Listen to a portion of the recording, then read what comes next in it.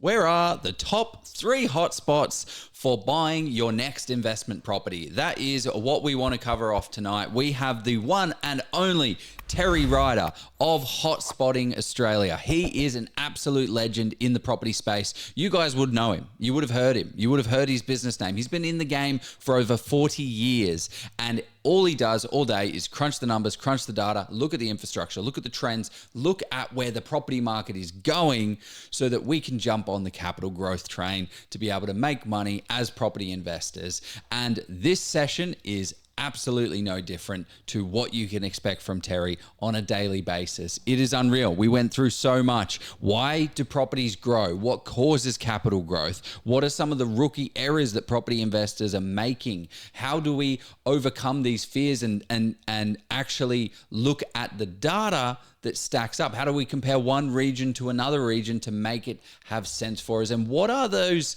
areas, what are those infrastructures that give us the most amount of capital growth? Hey everyone, my name is Joe Tucker. Together with Jeff Miles, we created Oz Property Investors. It's Australia's largest property investment community with over 84,000 members. And we also have the Level Up Property course, which teaches people everything that you need to know to go out there and build a scalable property portfolio. Each week we interview top property experts and unpack their wisdom. And tonight is no different. Terry Ryder is an absolute machine with over 40 years in the business. You guys are going to learn so much from it. Let's just jump in. Let's go.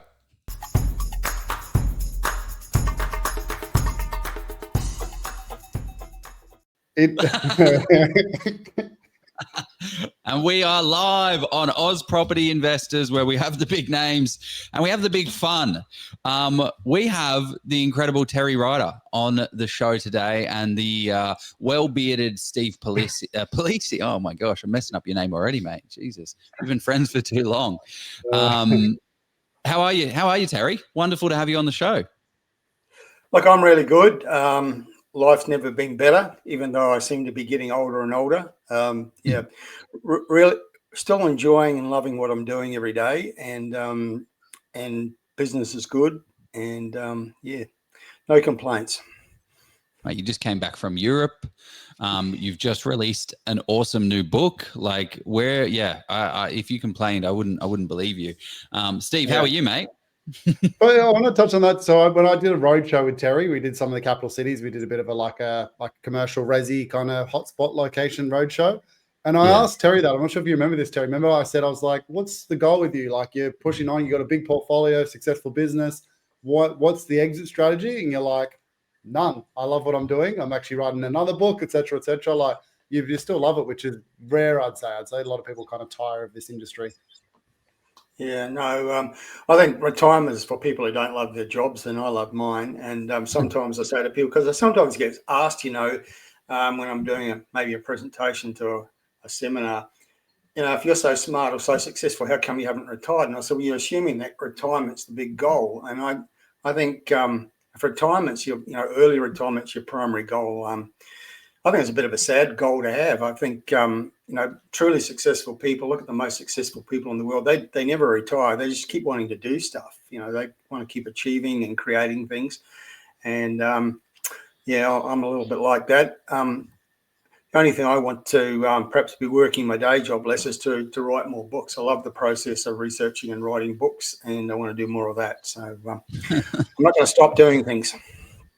Well, I mean, you pump through hotspotting reports. There's a lot of reports and a lot of places covered. So yeah, you're not a man short of words, that's for sure. What are we talking about today, guys? I guess hopefully how good your beard is looking, Joe. Beautiful. Thank you, mate. Thank you. It's been I was in the hospital and I don't have razors or shave, and it started to grow, and I'm like, this is a great opportunity to grow a beard for the first time in my life. So thanks for the acknowledgement, Steve. Feels good coming from you. Trying to look like your idol, Jesus. Well, me and Jesus have a lot in common. Speaking of religion, God made many beautiful, perfectly shaped heads, but some of them he stuffed up, so he had to put hair on them. Solid.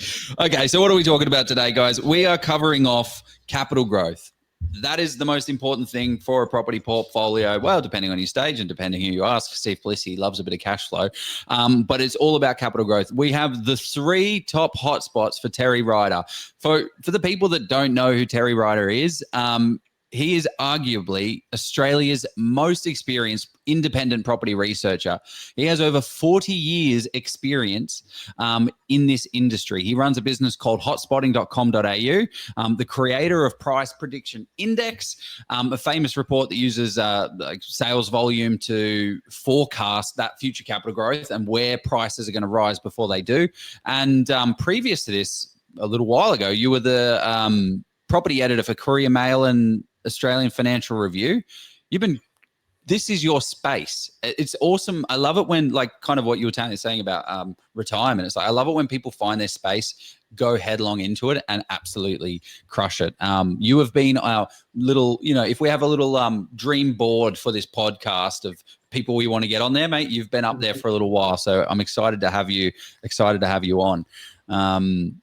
What else are we going to cover off? Hotspots. We're going to cover off why property values rise and going deep into that stuff. But kicking it off, what's this new book about, Terry? Like, I don't want to make this a pitch about the book at all, but I think you've nailed the title, and I think it's going to be relevant to this conversation.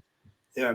Well, why property values rise, but perhaps more particularly why property values rise more in some areas than others. Why do we have outperformers? What are the characteristics of an outperforming real estate location?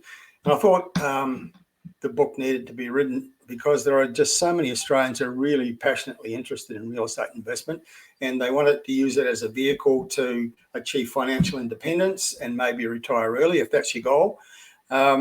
But so few people actually achieve it. So few people actually get beyond 1 or 2 properties and actually have a portfolio that can sustain them financially as they get older. And I think it's because the whole real estate process, and in particular why certain areas outperform, is not well understood.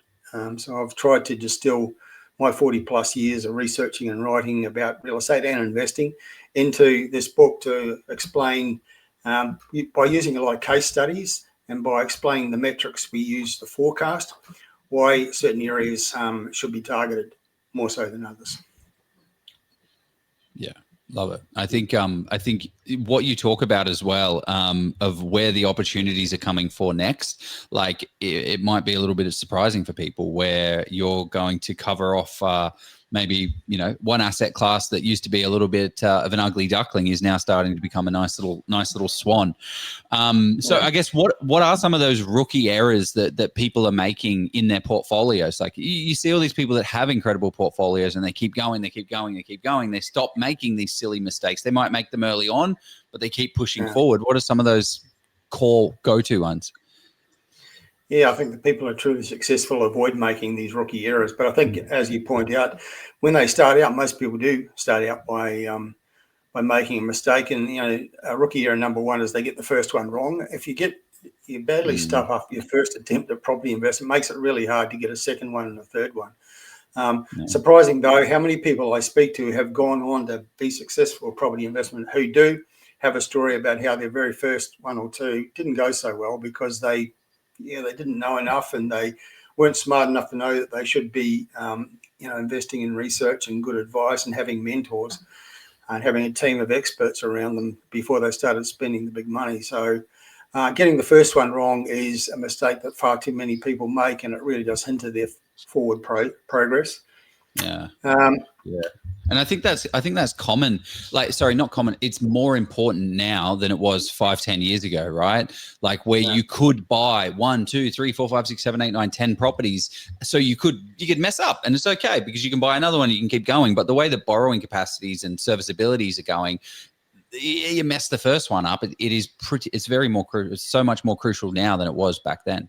Yeah. Well, and the sums of money involved. When you compound the growth, obviously, over time, when you ever draw up like a 30-year plan, by removing the first 5 years of the plan, the flow-on effect is like fourfold. So like you can actually have a portfolio a quarter of the size by not getting the first 1 or 2 right. It's a great way to put it. Yeah. Absolutely. And many of the other rookie areas that I list in the book the reason why people get the first one wrong, I suppose. And the first one that I talk about is, most people don't have a coherent plan. They just get excited and start looking for properties to buy, and don't proceed with a strategy. I think it's really important. I've got a sort of a buying process, like an 8-step process towards buying a property, and actually starting to look for a property to buy is step 7. But I find that so many people don't do steps 1, 2, 3, 4, 5, and 6 because they're very impatient to get to the exciting bit, which is looking for a property to buy, and they neglect those early steps, which may be a little bit mundane and not nearly as exciting, but they're just so important. And it's all about planning and understanding what you can afford and what your risk profile is, and gathering a team of experts in certain areas around you before you start making the big decisions. And it's surprising how many people just don't do that. Yeah, I've seen it happen because everyone thinks, oh, it's just buying a property. I can be a lone ranger. And I like in business as well, you can't, there's no lone ranger. I think it might be as well, like sometimes when you're, PAYG and employed, you feel like, okay, I'm a lone ranger in my job and I can do property the same thing. And it just becomes a bit of a struggle. Becomes a bit of a struggle. You can't be the expert at everything. You can't be your mortgage broker. You can't be an expert in locations. You can't be the expert at picking and negotiating. And yeah, okay. That's a big one. Not having a plan. Can I ask something, Terry? Because I know, no offense by this, you've been around and you've obviously seen lots of cycles and stuff like that. Has more access to more education actually made it harder or easier? Because like even when I started in like 2012, there was only a few books on the market. Yeah, like Margaret Lomas and Jan Summers and a few. There was only kind of a few real data points per se. So you kind of picked one of those expert strategies and kind of went with it. Now I'm finding like every second buyer's agent's just sponsoring ads online and kind of pulling the wool over people. Oh, you got to buy these blue chip areas off the plan, blah, blah, blah. So there's more noise, but then counterintuitively, counter argument is there's more education if you do get it right. So I'm not actually sure which one's actually better. Yeah, I don't think there's more education. I don't think there's more experts. There's just more people claiming to be experts. And I think you're right. It's harder and it's more dangerous for people now because there are so many people out there setting themselves up as experts in some form. You don't need anything other than a pulse to call yourself a buyer's agent. And so many of the people out there are cluttering up the real estate industry really have no credentials, no track record, no expertise, nothing that's worth paying a fee for. In contrast to the people who have genuine qualifications and experience and have been there and done it, and really do offer something. And it's really hard for people, I guess, particularly those starting out, to know who they should listen to and who they should ignore. And that's compounded by the news media we have. There's so much white noise in media about real estate. I think 90% of it's misinformation, and it's just so hard for people to make sensible decisions and acquire real knowledge with all this crap going on in the background. Well, go on, Joe. So, yeah, I'm just interested about property data as well, because I feel like property data now has become so much more out there as well. Like, what are your thoughts on that? Because what I'm starting to get little inklings of and starting to see a little bit is the data people just say, okay, great, this is where the data is, everyone flow here. And it's kind of like a self-fulfilling prophecy. But do you see the access to data and that being a good thing or a bad thing, or what are your thoughts to that? Well, there's a lot of rubbery figures out there, and there's a lot of dodgy data. And yeah, I mean, I'm sort of in my various broadcasts, I'm sort of raging against a lot of the stuff that's spat out of computers by some of the supposedly credible research companies. And, like the top 10 places for capital growth in the past 12 months on the Sunshine Coast, which was published in media earlier this week. And I looked at the list and thought, well, the 6 of the first 7 are nonsense. Distorted median prices because of a small sales sample. They shouldn't even be on the list. They should filter out locations that only have sort of 10 or 12 sales in a year because the median price data is nonsense. But this sort of stuff is being published in media all the time and put forward as credible, usable information, which it isn't. But we've got some slides there in the background, and slides 7 and 8 actually speak to the point about the data. If we could just go through to number 7, there we go. That one where are prices growing the most? Now this is I just compared just to make a point. What Prop Tracker said about where prices are growing the most and by how much, and what Cotality, formerly CoreLogic, has said. This is what was published about a month ago. But you can see that they both agree that Darwin's leading the capital cities, but how much was it growing? Well, it's either 13% or 17%. Perth is either second or third. Adelaide's doing 10% or 7%, depending on whose figures you believe. Hobart's doing 7% according to PropTrack, but only 2% according to Cotality. And, there are various other sources out there as well, like SQM Research and Domain. If you put all 4 of them alongside, you get, 4 different answers. And sometimes just to prove a point, I might do a Google search. What's the median house price for, I don't know, Blacktown in Sydney, for example? You'll get an answer from 7 different sources, and they'll have 7 different answers. And some will say Blacktown prices are rising, and some will say Blacktown prices are falling. But just if you could just go back to those slides again, sorry. Just the next slide on has the unit prices, and this makes the point really quite graphically. On the right-hand side, Cotality says Darwin unit prices are up 13%, and PropTrack says Darwin unit prices are down 1%. So one source says they're rising at boom levels, and the other source says Darwin unit prices are falling. So how do you make sense of that? And the reality is you can't. And why the differences? Well, they all have different methodologies, but at the end of the day, it's all dodgy data, and you can't really take it to the bank. You've got to be very, very careful about just how much faith you put in these figures. So what do you do? How do you solve it? The reality is, and this is one of the points I make really strongly in the book, and whenever I speak to groups of people, all that data that we're talking about is backward looking. And, and it might be interesting, it may even be fascinating, but it doesn't really help you make choices for the future, because the past doesn't necessarily inform the future. So at the end of the day, it doesn't matter whether Darwin unit prices are falling a little or whether they're growing a lot. The choice you've got to make about whether you would invest in Darwin or not should be based on your perception of what the future for Darwin is about. And that comes down for us at Hotspotting to an analysis of the economy. And we don't actually care what's happening in the property market and the location right now. What we're interested in is what the future holds, and that's based on what's happening in the economy. We're more interested in the economy that underpins the property market than what's actually happening right now in the property market. So we're looking at strength and diversity in an economy. We're looking for infrastructure spend as a huge generator of activity and growth in property markets. We're looking at forward-looking indicators like sales volumes, like vacancy rates, and other factors. We've got a formula we call the Empirical formula. Empirical is an acronym, so every letter of the word empirical stands for something. The E is for economy, and the I is for infrastructure, etc. And yes, there's a slide. There you go. Well done. We don't want to invest in locations with, below a certain market size. For example, what does that mean? Yeah, what does market size mean?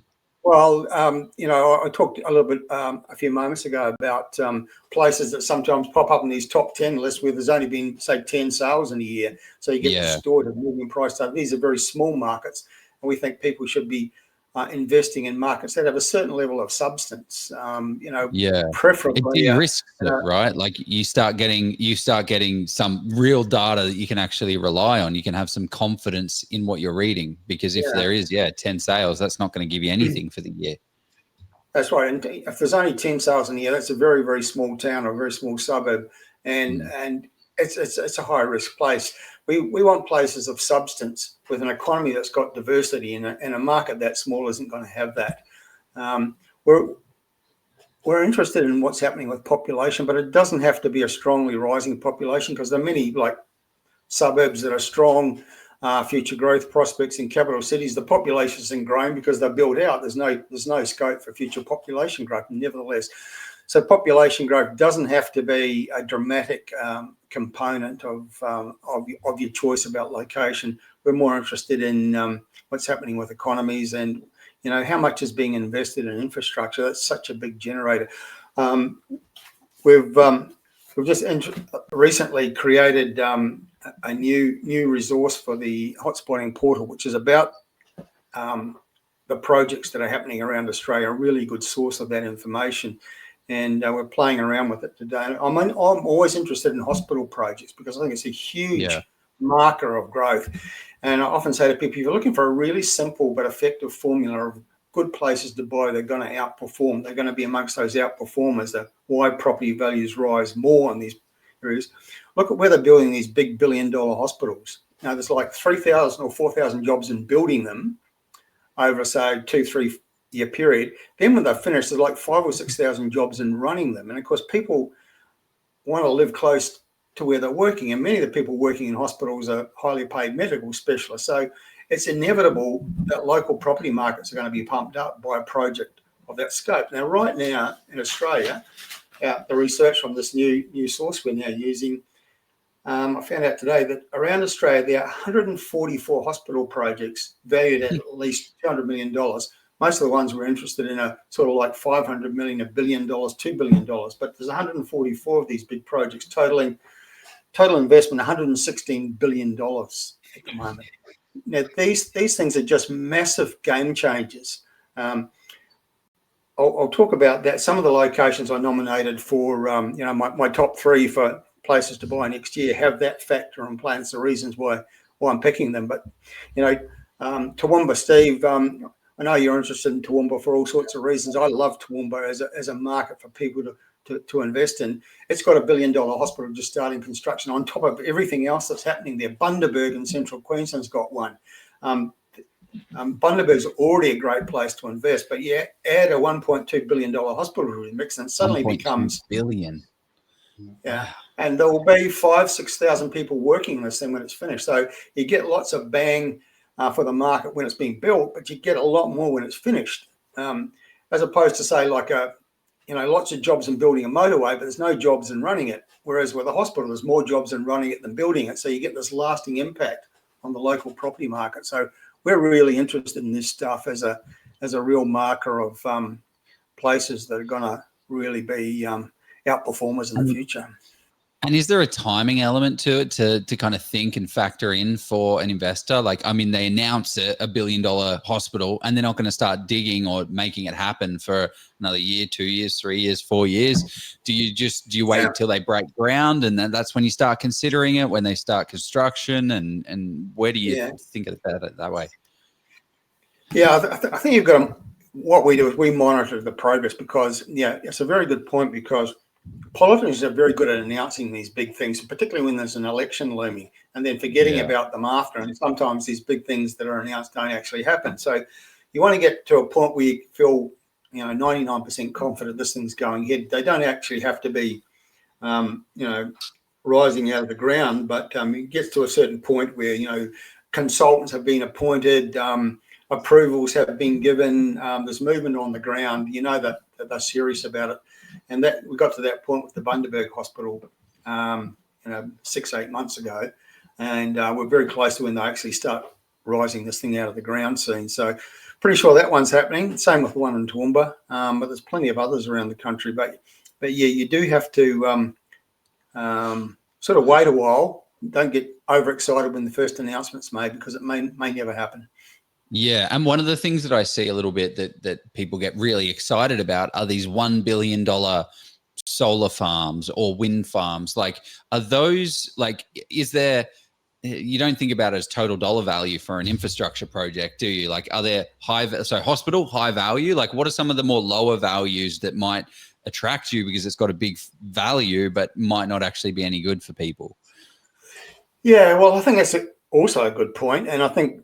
Alternative energy projects may be a good case in point because, the thing is, these things generate economic activity. If they're going to build $1 billion, wind farm in an area, that's going to generate plenty of activity in the area, and local businesses are going to be getting, jobs. There's so many subcontractors involved and stuff like that. But the big turbines are going to come from outside the area. They're probably going to be made, I don't know, China or somewhere, and they'll be brought in on boats. But there's going to be plenty of economic activity and jobs created in building them. But once it's built, not a lot of jobs in running a wind farm. So it's not going to have the same lasting impact that a hospital does, which is why I sort of keep banging on about hospital projects, because the impact is long lasting. We saw it on the Sunshine Coast. Their hospital project, which opened, I think, 2018, but it was a $2 billion project. And you could see the impact on the Sunshine Coast property market, particularly the top end, because so many of the people working in this big facility are coming from other parts of Australia, other parts of the world, earning lots of money as medical specialists. And the top end of the Sunshine Coast market just went crazy. Like suburbs like Sunshine Beach doubled in 3 years. And, it's not a coincidence that happened around the time that they opened this huge new facility on the Sunshine Coast. That's so good. So I guess if you were to pin down like the thing that drives capital growth the most, what would you say is the fundamental thing that gives us not just short-term capital growth, but also that medium and long-term capital growth? Yeah. Like, is there one thing? Well, that's all the things we're talking about. But I think the first point to make is real estate markets are local. We don't have an Australian property market. We don't have a Sydney property market. We don't have a regional Queensland. We have thousands and thousands of local markets, and they all rise and fall according to what's happening in local economies. And a big factor in local economies is their strength and diversity. So, Steve, Toowoomba, case in point, I love it because it's got so much diversity. It's got manufacturing. It's got a big tourism industry. It's the centre of a big agricultural industry. It's got a big education economy. It's got the new airport, which makes it accessible with direct flights to Sydney and Melbourne. It's got the Inland Rail Link, $33 billion project for which Toowoomba is the Queensland hub coming, and a whole lot more. So it's got the strength and diversity in its economy. Townsville, which has been recently leading the nation on incredible capital growth, is probably if anything, even stronger in terms of diversity. Townsville got a RAF base, an Air Force base, a big university, big hospital, tourism, manufacturing, headquarters for many big resources companies that operate in Queensland, tourism, export port, international airport. It's got it all, and it's a regional centre. It's got more than most capital cities have to offer, and it's not a coincidence that despite the fact that it's in the cyclone zone, it gets whacked with big weather every now and then. The insurance premiums are much higher than anywhere else. It's had extraordinary capital growth in recent years because it's got all that in the mix. And that big property market has risen out of that really strong, diverse economy. Yeah, do you still see it coming? Sorry, Steve, I'll cut you off there. You go, mate. I was going to say that I even changed my strategy after doing some seminars with Terry, because he kind of did their focus on how the economy is going and what infrastructure. And I was probably similar to you, Joe. Like I'm the data guy. I'm going to do off the data, but the data doesn't help you in 5 years' time. And anyone who says, oh, look, you can draw a trend, that trend has to be driven by something. And I was basically doing it on the pure data and nothing else. I've actually shifted now, and I make 50% of my decision based on what Terry does, the economy, what infrastructure is going, what jobs are going to be there. The data won't tell you that. There's no data for like what project, how many jobs is that going to bring in 5 years' time? Yeah. I mean, you see it in the data as well. There's a short-term like sugar hit, and then if you don't look at the macro, like what we're talking about with the infrastructure, it's just going to fall through the bottom, and you see it happen time and time again.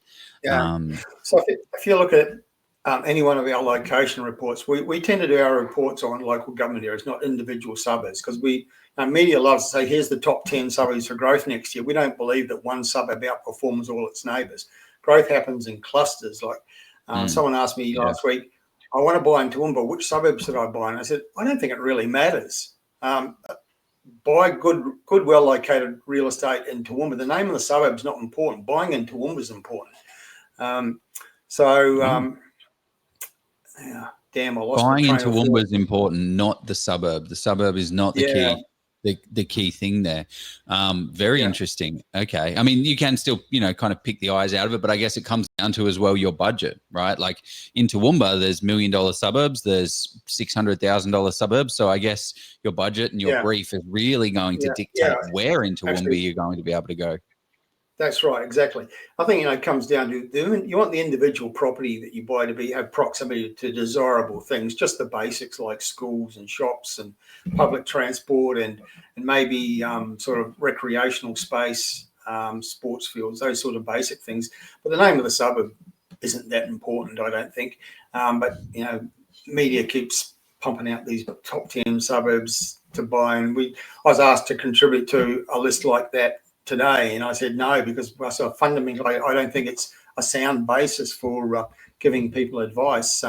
So the point I was coming to is our reports on local government areas, but it might be a 20-page report, but only about 4 or 5 pages is devoted to what's happening now in the property market. The rest of it's devoted to the economy, and there's a whole big the biggest section is the future prospects, and that's based on the coming projects, the infrastructure, and they're all listed in the back of the report. That's what our emphasis is on, because we think that explains why we think this area is worth investing in. The point you made, Steve, about data, as I said earlier, it's all backward looking, but there are some types of data which are forward looking, and maybe we could go back to those slides. If you could just go back. I want to touch on that point because that's a really important one, because a lot of buyers, agent investors say, I'm picking the suburb in that region that's going to perform well. And I used to be the same. And then after obviously talking to you and Risa, you're actually right. And they'll go, oh, look, I'm buying this suburb in Ipswich because look, it's affordable. It's only $550 in the suburb next to it's $650. But they're trying to make the justification that it's going to grow and match it, but it's not, because obviously the other one that's $650 is a nicer suburb, so they're going to move in tandem anyway. So you'll never get just one suburb performing really well and all the ones around it not. It's just impossible. Yeah, you've got to look at the influences on growth. Take Toowoomba, the $1 billion hospital. It's been built in a certain suburb of Toowoomba, but the impact of that facility isn't just going to be on the suburb once it's going to be built. The ripples of that are going to spread right throughout the regional centre of Toowoomba. So there's going to be surgeons wanting to go to the surgeon really nice areas. You're going to have the new students want to living near the, you're going to do that. You're going to have the orderlies that are going to have a different place. So it is going to spread out massively. I guess when it comes to which suburbs, it's just having access to the infrastructure, but to be able to get to the work, get to the job. But Jeff, if you go back to those slides and talk about forward-looking indicators, the big difference between the backward-looking data and the forward-looking indicators. So we just go back one slide to the one that's got $900 billion. Now, there was last week on, we've got this news feed and we want to know what's being said in media. Most of it's nonsense, of course, but we want to know about it. There were 4 different articles, each purporting to explain emphatically, categorically, why prices are rising and why affordability is worsening. One said it was because we've got too many migrants coming into the country. Another one said it was because of the interest rate cuts we had earlier in the year. Another one said it was tax breaks to investors. And the fourth one said categorically the price rises and the poor affordability were caused by the federal government scheme to assist first-home buyers pumping up demand in the market. Now, all of those things are probably factors in play, but none of them is the primary reason why we've got rising prices. No one ever talks about this one, $900 billion worth of infrastructure investment happening around Australia right now. That's absolutely unprecedented. We've never had anything like that before. A lot of it comes out of COVID, where state and federal governments decided to spend their way out of the possibility of recession caused by the COVID lockdowns. And they brought forward a lot of infrastructure projects. So right now we've got these masses and masses of projects happening. That's one of the reasons why we've got shortages of housing construction, because so many tradespeople are working on the $900 billion worth of infrastructure projects where they typically can earn better money. But this is one of the biggest catalysts I would say the number one catalyst why we have strongly rising prices in so many parts of Australia right now, because this is in play, and it's creating economic activity and jobs and people, bringing new people to regions, including people from overseas, and that's pumping up real estate values. So that's a really important forward-looking indicator. Follow that, get information about that, and you're on the right track.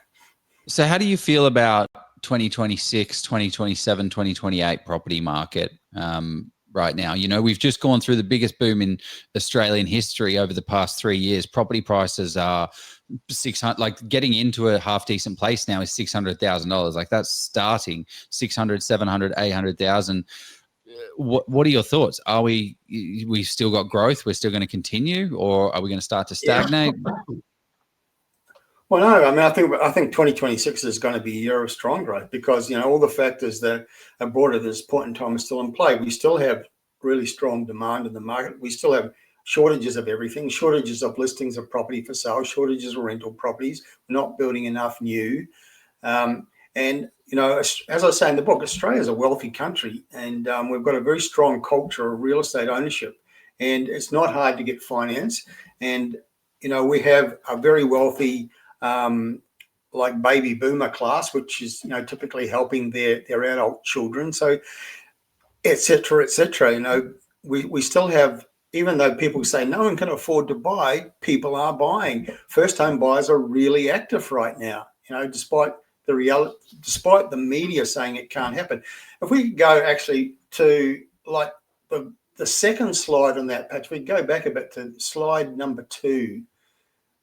Look at that. So there's the book. There's the book. There's the book, by the way, guys. I'll drop it in the comments to get it on Booktopia. Why Property Values Rise. Yeah. But look at this. In 1980, and I know you guys weren't alive in 1980, but I was. It's around the time I bought my first house. You could buy the typical house in Sydney for less than 70,000, and in Melbourne and Brisbane for less than 40. But look at what real estate's done in the intervening like 45 years. And keeps on doing. And some economists and certain sections of politics rage against this. And they say it can't happen. We can't have this growing separation between incomes and property prices. And yet it keeps happening because we're a wealthy country and we have a strong culture of property ownership, and, you know, finance is readily available and people find a way. It used to be back in 1980 when prices were at that level. Typically, a household had one income, but these days, typically, a household has 2 incomes. And so, and back in 1980 or 2000, you had to go to a bank and have a long savings track record with a particular institution to get a loan. Now, there's all sorts of ways you can get finance, including the bank of mum and dad. So, what are your thoughts? So, like this one here, Melbourne, one of the second largest city in Australia. Has been outshone by Brisbane. What are your thoughts around that? Yeah, well, that's indicative of the fact that Melbourne's been pretty flat for the past 2 or 3 years, whereas Brisbane's been rising strongly. But it's one of the reasons why I think that Melbourne's going to be one of the leading performers next year. It's not the only reason, but Melbourne presents really great value for money right now compared to other cities. Melbourne's now cheaper than Brisbane and Canberra, much cheaper than Sydney, but it's also about on a par with Perth and Adelaide. And really, it should be at least the second most expensive city in Australia. That's why one of my you asked me for free picks for next year. One of those locations is Melbourne, and it's indicative of what I expect Melbourne to do, starting to do now. I mean, the sales activity is picking up enormously in Melbourne. We're starting to hear of, you know, auction results weekend after weekend where you know, sale prices hugely exceed expectations because there's so much competition from both home buyers and investors in the Melbourne market now. So Melbourne's going to come back up the rankings in the next 1, 2, 3 years, I think. Yeah, it's getting a bit ridiculous. Can I touch on a point? You mentioned, Terry, like value for money. What are your thoughts generally around that with like value for money? Like how do you distinct between like an affordable area, for instance, or a lower priced one? Or is that when you're looking at the economy and the local government and infrastructure, that's second to that? So do you know what I mean? Like Is there a difference, obviously, looking at that versus the high-end price houses versus a low $500,000 house in a Toowoomba or Townsville or whatever it may be? Is there any distinction with how you look at things that way? Yeah, well, I just think it's the reality of where the best capital growth typically happens. And I find that the best growth happens in areas that people don't expect, because people do have these old-fashioned attitudes, or the head's full of myths and misconceptions about what works. You've got to be close to the CBD. Well, that's rubbish. You've got to buy in the prime areas. That's rubbish. You've got to buy in the bigger cities to get the best growth. Well, in the last 10 years, that hasn't been true. And the good growth, and this is great news for the average investor, the best growth, the best percentage growth happens in the cheaper areas. And that's great news, because you also get better rental returns, and you've got cheaper buying prices. So you've got a winning trifecta, a win-win-win situation. But this according to Cotality, is the top 10 locations in Australia for capital growth for houses in the 5 years since COVID struck, March 2020. And they're all, the things they have in common is affordability, firstly. They're all affordable places to buy back in 2020, and most of them still are relatively affordable, despite doubling in value, many of them in the past 5 years. But they're also all regional, small to medium-sized regional centres, diverse economy, strong infrastructure spend happening, and an element of lifestyle, because I think you mentioned that point early on, Steve. Murray Bridge is on the Murray River, and there's lots of lifestyle around that. Kingaroy is a beautiful area in Queensland. Not many people know much about it, but it's a really strong pumping economy. Beautiful country. It's a wine district. It's got a tourism industry, so it's got lifestyle. Geraldton's coastal. Gympie's a stigmatised town in Queensland. A lot of people make jokes about Gympie. Some people have even called it a hellhole, but look at the growth. Gympie's on a river. It's got a coast with beautiful beaches, and it's surrounded by some of the most gorgeous countryside anywhere in Australia. So it's got real lifestyle elements. Bustleton, of course, in Western Australia, gorgeous area. And you can go through the whole list. Even Gladstone. Gladstone's an industrial city in central Queensland, but it's also on the coast. It's got beaches, and it's very accessible to the Great Barrier Reef. So it's got a substantial tourism industry and a great lifestyle: fishing, boating, beaches, Great Barrier Reef. So even Gladstone, it's industrial. Bundaberg, you've got that on the list. I went there for New Year's last year for 2 years, and I actually couldn't believe how stunning it was. Like, the beaches were beautiful, the community was great, lifestyle was great, like everything was perfect about it. It was an awesome holiday location. Yeah, that's right. I mean, it's really easy for an area to get a bad reputation. It's really hard to lose it, and a lot of people have impressions of locations that aren't true or are outdated, and you couple that with the fact that people have misconceptions about what grows in value. I often say to people, ugly real estate grows in value really well if it's got certain qualities, and about the location. What do you say to someone that, like, I was literally having this conversation today, I was talking about an amazing regional location. I'm like, great, I think focusing on this area close to, the CBD in this city is great, but I also think you should consider this regional market. Oh, yeah, no, I'm not interested in regional whatsoever. It just doesn't make sense. It just doesn't make sense to me. Like, how do you get around? How do you talk to people that are like, no, can't, I'm not doing regional. Regional's not for me. Well, all you can do is reason with them and show them the data of how regional markets have performed. The top 10 we've just showed people are all regional markets. Pippa did some research last year. Where in Australia has had the best capital growth for 20 years for houses? And number one in Australia for 20 years was regional Tasmania. And one of my top 3 picks that we're going to talk about later is in regional Tasmania. Not simply because it's had a great track record in the past. That's gives you some comfort, I guess, but more for reasons that look forward. But the reality is that the best performing market over 2 decades has been regional Tasmania, and in the last 5 years, all of the top 10 are regional. If we look at the most recent price data out from the usual suspects, for showing the last 12 months, most of the regional markets in Australia have had higher growth in the last 12 months than their capital cities. Not all of them, but most of them have. So regional New South Wales has outperformed Sydney, regional Queensland's outperformed Brisbane, etc. Regional South Australia, the unsung hero of Australian real estate, has outperformed Adelaide, even though Adelaide's done really well. And right now, regional Western Australia is showing bigger growth than Perth is. So, the regions are still pumping. And there's good reasons for it. I mean, this trend we call the exodus to affordable lifestyle, that's the most powerful demographic factor that we've ever seen in Australia.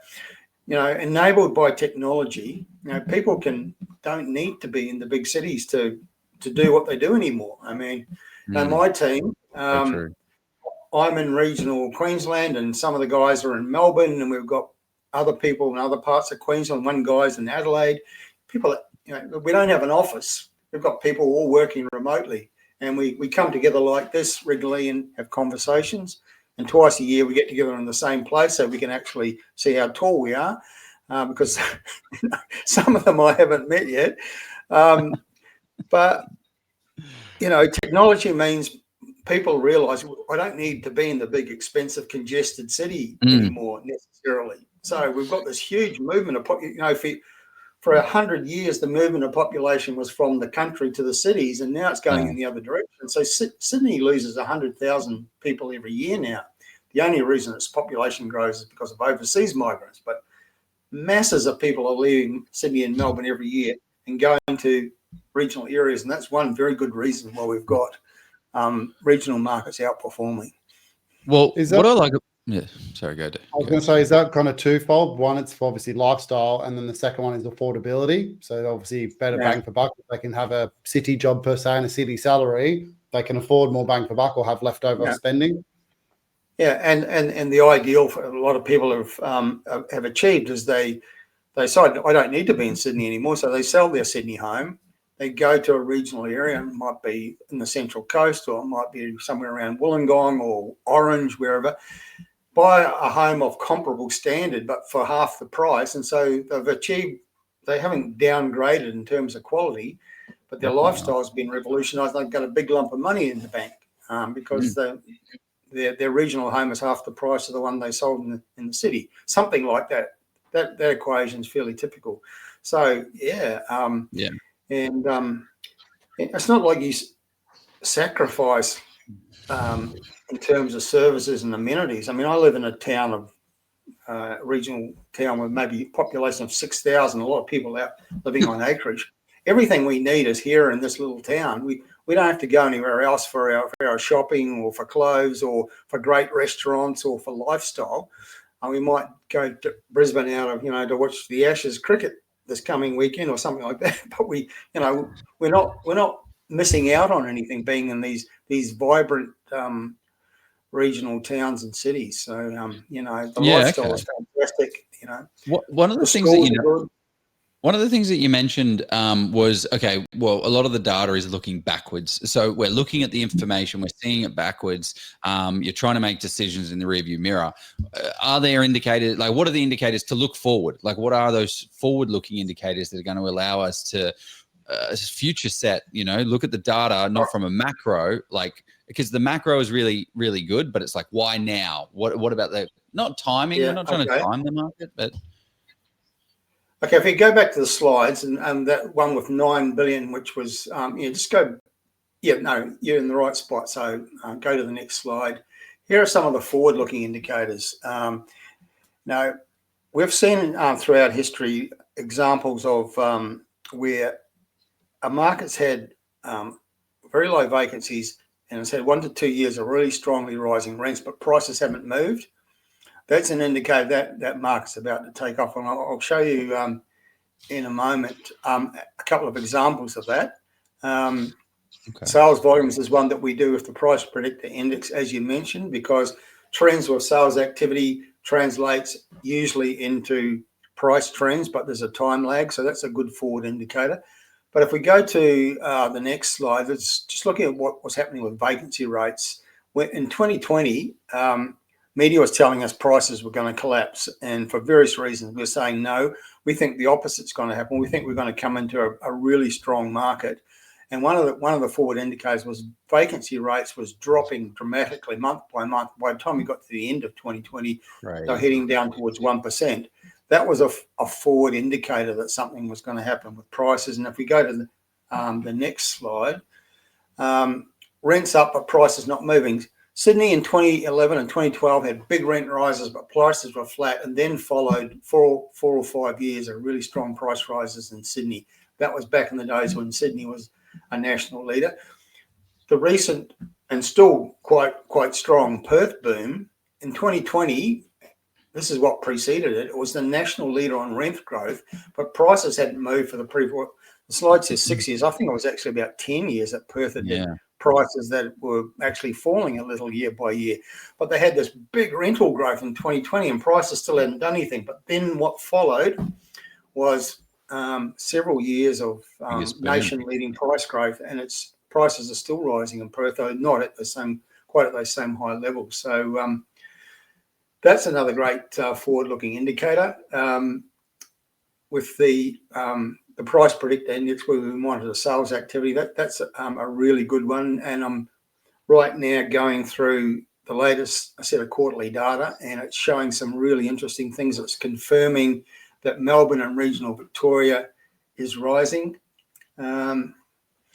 It's showing that Canberra is starting to spark for life. No one ever asked me about Canberra. No one seems to be interested in investing in Canberra, but that market is starting to get really busy as well, just based on the latest figures. This is actually the results of the previous price predictor index, the spring edition. It indicated that all those Queensland locations and the regions that have been really pumping, really competitive for 2 or 3 years, just starting to taper off a bit. Confirmed that Darwin was number one. I've just done the numbers today for Darwin. They're just extraordinary. I've never seen numbers like it. And I think to a certain degree it's being almost artificially inflated by certain buyers agents just buying everything in sight and don't care what you pay for it to dominate the market or something. I'm not quite sure what the mentality is, but the numbers for Darwin are just extraordinary in terms of the increases compared with where they were at 12 months ago. Yeah, it is ridiculous because you mentioned that. It's like it's not a massive town, it's kind of like the size of Townsville, Darwin. So someone jumps in with 100, 200, 300, 400, 500, 600, 700 people. Those people then will fundamentally jump and change it up. Just going back, so one of the things I wanted to ask is Melbourne, right? Melbourne is pegged as one of the top leaders for capital growth, and we're going to get to the hotspots towards the end. But some of the vacancy rates in pockets of Melbourne are quite high at 3%, 2.5%. Like, how does that come into play from the capital growth side of things, right? Because if there are higher vacancy rates, that means there is more stock that is available to be taken up, which means that the rent prices will not get crazy pushes and hikes. How does that fit in?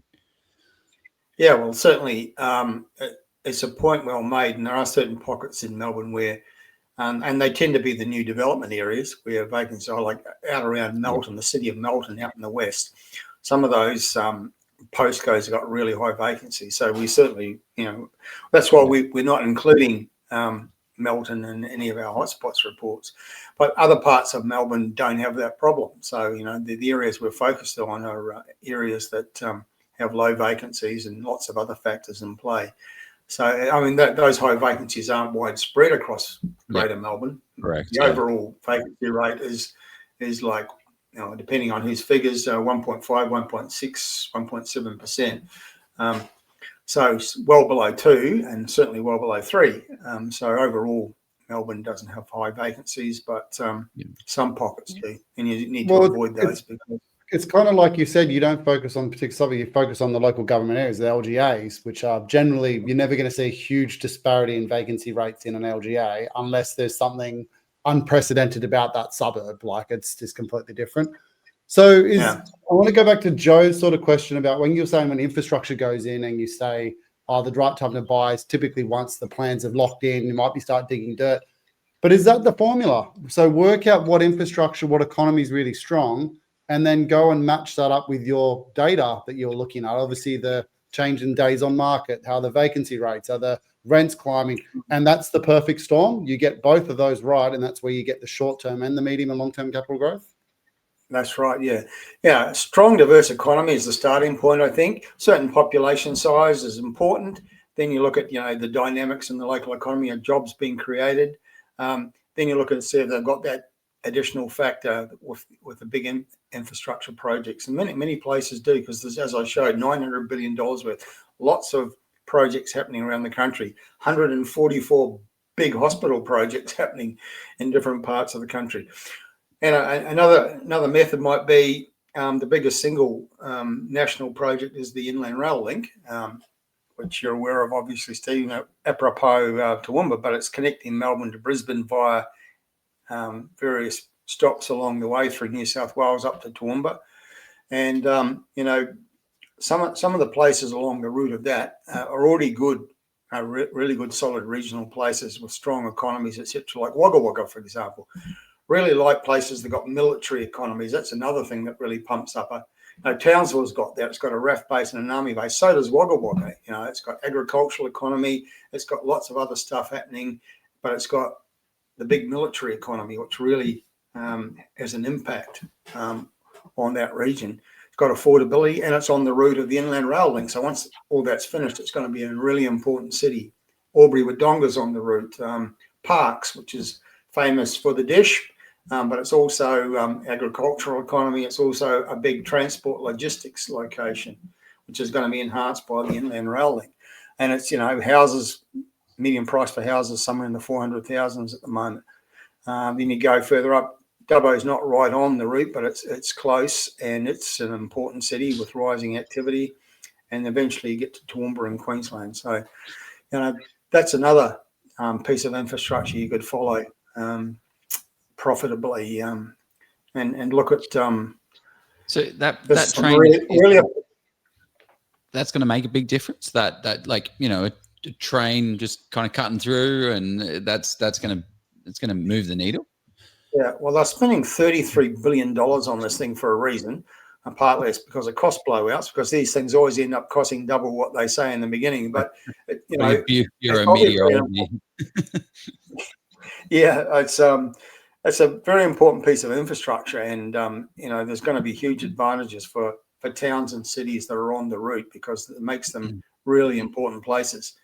In a place like Toowoomba, that's the hub for Queensland, it's also got the big new airport, direct flights to the biggest cities. Those two things together, you mentioned, Steve, about Boeing wanting to build a facility there, and Richard Branson with his space exploration thing wants to build a facility there because of the Inland Rail Link and the airport that they're even considering Toowoomba. Plus, the land's a lot cheaper there than in the big cities. So, yeah. So, Joe, the inland rail, or generally just trains, don't actually create the growth. What causes the growth? Because you have that infrastructure, then the other big businesses can come in and use it, and obviously send their equipments to the Brisbane and the ports and airports and all that type of stuff. Yeah. And it's a lot cheaper. Building in Toowoomba is way cheaper than Brisbane. Yeah, that's right. Yeah, absolutely right. Oh, it's interesting because some of these places, it costs, like, you can buy a house, like if you're buying a house for, $400,000, in, Parkes, for instance, it would cost more than $400,000 to actually build a house in Parkes. So you're pretty much getting an asset and you're getting the land pretty much for free. Not saying to go ahead and, go buy in Parkes. I think this is an interesting slide that I just kind of came across. The things that keep people up at night, the best house in the best street in the best suburb. What does this, what does it mean?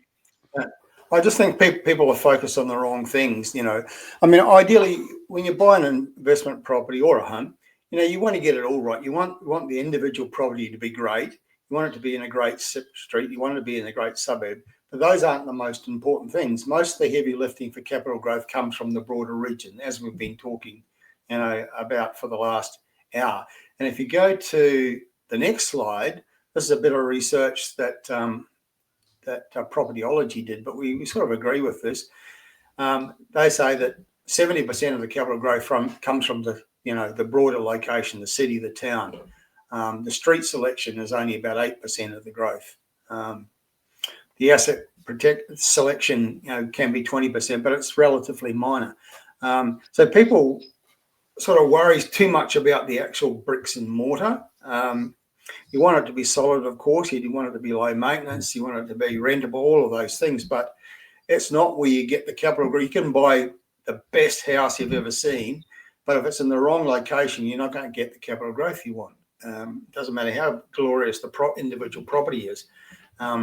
It's the broader location that does all the heavy lifting. And just to illustrate that point, that the capital growth doesn't come in the best house in the best street in the best suburb. If we go to the next slide, this is where the best capital growth anywhere in capital city Australia has happened in the last 5 years. The daggiest, most stigmatised, most down market area anywhere in a capital city Australia, which is the northern suburbs of Adelaide, the city of Playford, the Elizabeth suburbs. There's 8 of them with Elizabeth in the name, named after the Queen, not because they were regal in nature. They're quite the opposite. They're really down market places. But the capital growth in the last 5 years has just been extraordinary. And the figures on the screen are the average annual growth in prices for the past 5 years. So Elizabeth South has averaged 26% per year for 5 years, and so has Elizabeth North. That means values have been doubling in, well, about 4 years, less than 4 years. And I had a property 25% year on year on year on year on year on average. Yeah. So you could 5 years ago you could buy houses in these areas for say 300,000, and now all these suburbs are 600,000. And as I say, this is seriously down market locations. Yeah, it's stigmatized. A lot of people had said, God, you would never buy in those places. You get a bad tenant, they'll wreck your house, etc. Well, the capital growth's been extraordinary. If we go to the next slide, it's equally, I think, as amazing, because it's a down market part of the greater Brisbane area. But we're talking about units, little units in down market suburbs like Woodridge and Kingston and Logan Lee. And the capital growth in the past 12 months, on the past the financial year ending in June, 36% in Woodridge, 27% in Kingston and Logan Lee, 29% in Beenleigh, and the average annual growth for 5 years has been 20% in Logan Lee, 21% in Woodridge. Most people would have said to you, if you said a couple of years ago you're going to buy a little unit in Woodridge, they would have said you were mad. You're not going to get any growth. And then, but look at it, look at the numbers. And Logan Lee, for example, Logan Lee, why would anybody want to buy in Logan Lee? Well, I'll tell you why. There's a big university campus nearby. There's the big hospital that services the whole region is there. It's on the train line that connects to Brisbane and to the Gold Coast. It's near the intersection of 2 major motorways. There's lots of big retail and there's lots of jobs in the area. Ticks every box. And for people looking for affordability and to be close to certain desirable things, they don't care that the real estate snobs look down upon it and say, oh, it's down market. Why would anyone want to live there? They don't care. This does everything that they want. It's affordable and it's got everything they need. So people buy there, people rent there, and look at the growth. So I had a townhouse in Waterford West, which is just right next to that I bought 7 years ago for 180 grand and sold that for 490. So 180 to 490 within 6 years. Like, it's not a bad return. And we're talking about the start, how like people get unlucky on their first. I got lucky on my first for that exact thing as well. I bought in Blacktown for 230 grand in 2012, and you've seen what that's happened in Blacktown. Yeah, that's a good buy. Yeah, and I bet at the time people said, you're crazy. Why would you buy in this area that, even the name sounds like it's a bad area. It doesn't Blacktown. But, the median price for a house in Blacktown is now over $1 million. Can you believe it? Yeah. I was living on the Northern Beaches at the time, and they were all snobby, being like, what are you doing, Steve? Who's going to pay more than $250,000 for a crap hole in Blacktown? And the only reason I bought this because I didn't have any bigger deposit. I probably would have bought Northern Beaches, but I only had 30 grand, so I had to look at what I could afford. Yeah, and that's what kind of drives it, right? That's all I can afford, and that affordability aspect then helps drive the value. I want to jump into some of the questions because there's a couple of questions that have popped up from the audience, and we'll just run our one of our sponsored posts. Skip my ad, Joe. This is too good. Your ad's a minute. Your ad's a minute, and you've already paid your bill, so.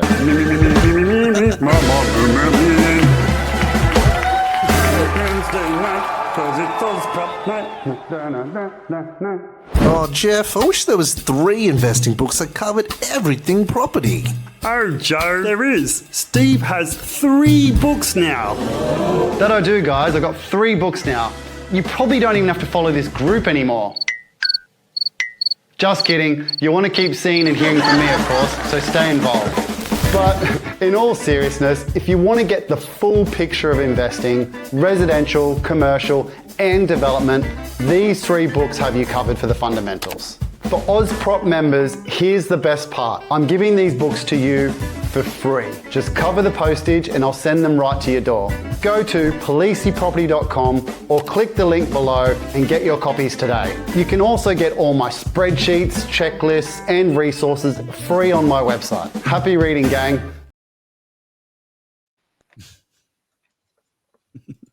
Happy reading, gang. Very compelling stuff. I'm known for my professionalism. Let's just say that. Yeah, you really nailed it. Really nailed it.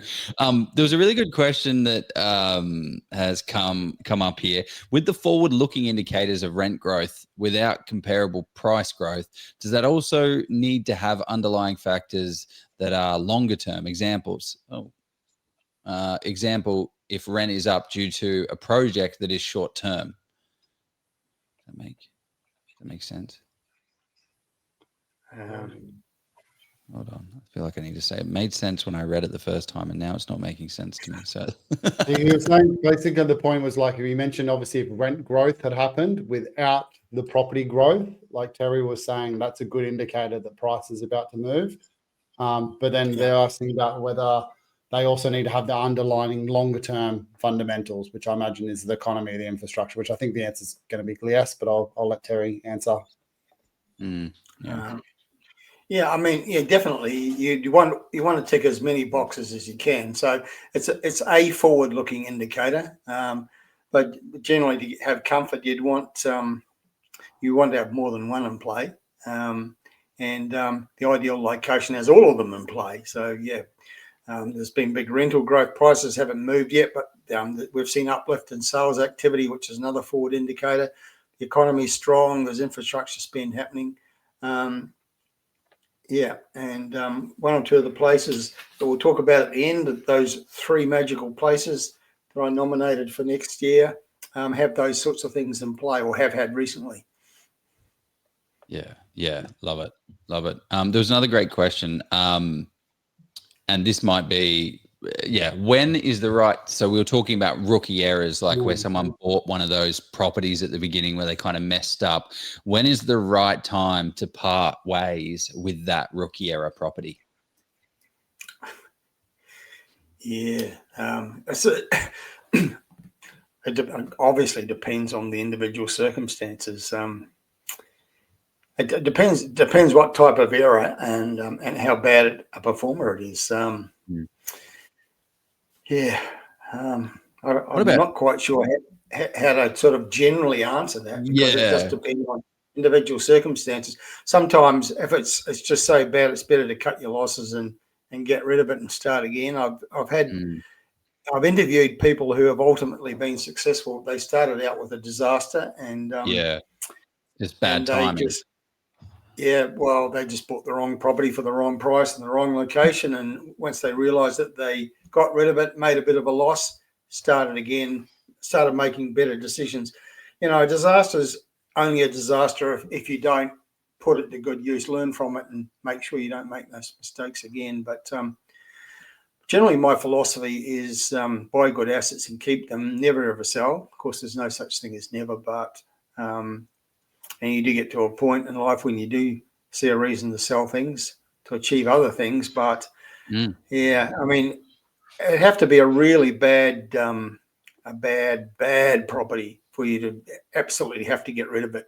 I think most properties show some sort of growth and value, and and there are extreme examples that haven't, like mining towns like Moranbah, where median price went up to 750 and then it dropped to 150. Wow. But that doesn't normally happen in normal markets. It's very rare for that sort of thing to happen. Sometimes if you're patient, properties do perform. People sort of might have bought something in regional Victoria 3 years ago and it's done nothing. And I say, should I get rid of it? So it'd be a shame. You've held it for 3 years. You've been patient. It'd be a shame to get rid of it just now when that market's starting to really move. Show a bit more patience. You'll get some growth from it. Yeah, I literally had that conversation with a client last week. And I was like, we had a 45-minute conversation. I'm like, damn, I wish I recorded this call because I gave what I thought was great advice. Because what they were doing was like, for the last 3 years, I've been paying, this much, like, I don't know, 20, 40, 63, 3 years worth of $60,000. And for me to be on the upside, I need to be, selling it for $950,000. I'm like, well, the past is the past. You messed up with your buying. You should have been buying in WA, in South Australia, and Queensland, but you can't say that value is going to stop. If you bought this asset 6 months ago and it's grown $100,000, you'd be saying, oh my gosh, this is the best asset ever. But the problem is you've got that past stigma attached to it. To answer this question, like the way I like to think about it, when is the right time to part with a rookie era property is because, as you say, Terry, like a lot of property does go up in value and you're just going to need to kind of be patient with it. But sometimes you buy a dud asset and you can't keep borrowing and it stops you from going forward. So kind of when I see the potential to consider selling an asset that's not performing as well, because then it comes down to, well, I need cash, I need borrowing capacity, or I need the cash flow to be able to go to that next property. So it's that kind of dead stop that's stopping you in your tracks. If this thing is looking after itself, isn't stopping your borrowing capacity and isn't taking a whole heap of cash, maybe it's not the worst thing to hold on to, because when it does, you still have to have capital gains tax. You got to have all those exit costs. So like, just do the numbers. Is it worth it? Can I do something better with this capital? Can I take my $70,000 deposit and put it into something better that's going to grow? If the answer is yes, then maybe it is worthwhile parting with it. Yeah. But You're talking opportunity cost, Joe. What's the opportunity cost they're missing out on? In reality, it's a 10% switch. Like, they're going to lose by the time they've already paid 3.5% stamp duty, some pesky agent a couple percent. The property they replace it with is another stamp duty. So even if they sell at the same price, they're looking at like a 10% switch. So is the property they're going to buy next going to make them more than that 10%? The hard thing, which Terry was kind of saying, was you don't know if the one you're sitting on is going to be growing 10% next year anyway. And that's the harder decision. Love it. Okay. We've covered quite a lot. Terry, what are your thoughts on houses and what are your thoughts on units? Where is the puck going from asset type values? Because you've got a bit of a spicy take that I didn't expect, I didn't see coming, and I want to make sure that we don't miss that. If you know what I'm talking about. Well, I've got lots of spicy takes. Which one are you referring to? Are we talking about like apartments? Is that the one? That is. Yes. Yeah, look, we all know that historically houses on land have performed better on capital growth than apartments, but we believe that there's a major paradigm shift underway, and it's been quite visible for the past 2 years, and I think it's got legs, and I think it's changing the paradigm. We're now seeing more and more instances where units are outperforming houses on capital growth in the same location, and that's because more and more cohorts are opting to make the choice to buy attached dwellings. Affordability is a reason, but it's not the only reason. The old cliche was that land appreciates and building depreciates, therefore you've got to buy land. I'm not sure that old cliche was ever true, but it's becoming less true. There's lots of other things that people will pay a premium price for other than land content. They'll pay a big price for a great view. They'll I think what people pay money most of is for a great location, and that's often easier to achieve with attached dwellings, units, townhouses, apartments than it is with a house on a suburban block of land. Well, you got a slide for this. Is this the one? That certainly does illustrate that there are a number of locations, a number of major markets in Australia where in the last 12 months, unit growth has bettered or matched house price growth. But there is actually, I think, an earlier slide. If we go back to about slide number, oh, no, maybe I didn't include in this batch. Sorry, I was thinking of something else. Oh, no, that's the one. Thank you. Yeah. You found it. Looking at 248 local governments areas in the capital cities of Australia, and 69% of them in the last financial year, unit prices rose faster than house prices, and it was 76% in Brisbane, 75% in Perth. So we're seeing lots of examples where attached dwellings are outperforming on capital growth, and that's a big change. But it's happening for very clear reasons. More and more people are making the choice. Older people downsizing. Don't want to be on the big house with a big block of land, too much upkeep, too much work. Downsize to a comfortable apartment. Safety and security. In Melbourne in particular, crime is a huge issue. Home invasions, burglaries. More and more people saying, I'm going to be safer in an apartment building with security features. So there's all sorts of reasons why more and more people are making that choice. We're starting to see some real. Are you seeing it more in the expensive areas like Sydney, where you like it? I mean, you noted a little bit of affordability, but like, are you seeing that start at the top and seeing it start in Sydney and Brisbane and the bigger cities, and then start to trickle down into these more affordable locations?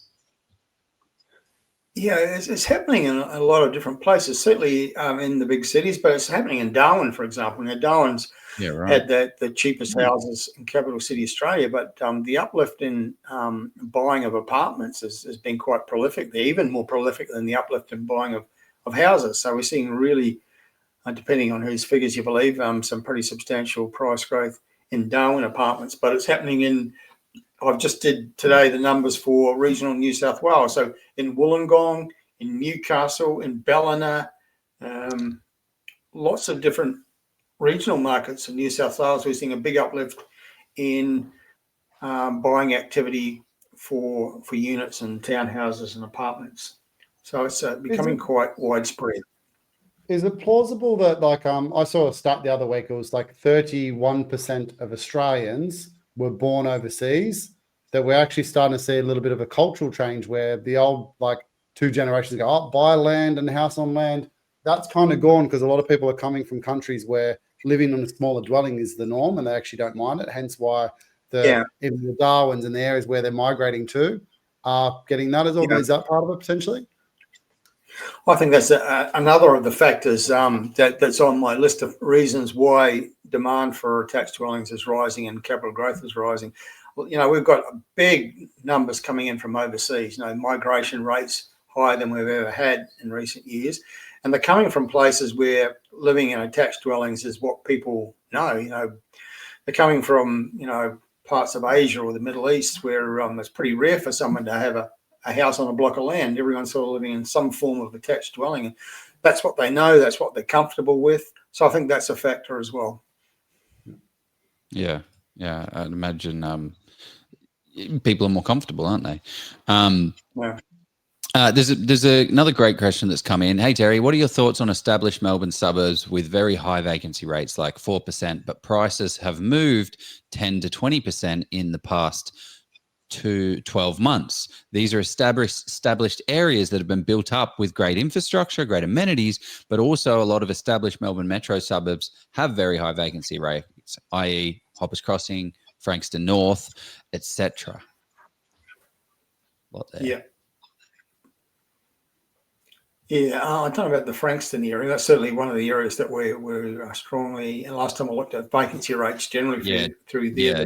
Frankston North, I think Frankston North is Yeah, a little bit, Yeah. but not. I don't think it's crazy. I don't think it's Certainly the city of Melbourne, Melton, we mentioned earlier, and some of those areas down around. I think the question mentioned Hoppers Crossing, Wyndham City and the far south west of the Greater Melbourne area, heading towards Geelong.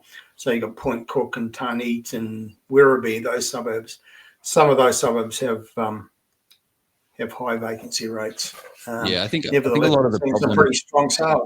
So some buyers are obviously overlooking the vacancy rate factor or aren't aware of it, and buying at pretty strong prices anyway. I think it kind of comes down to what you were talking about, as well as there's some areas like Wyndham Vale, right?